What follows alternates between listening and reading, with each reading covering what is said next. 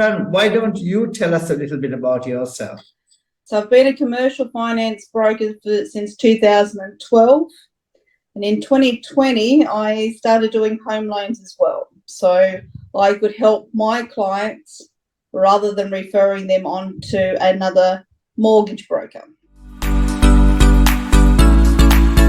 Today, when I was on the Sydney Morning Herald, this is Sharyn's company, Finance, and I see her brand appearing. So this is what you call brand recall. And then I looked at realestate.com, and there you go. So Sharyn is a small to medium-sized business owner like everybody else here, but her brand is represented like a big brand, okay? And these are the changes she wanted to make in her business when she started with us about 2 years ago.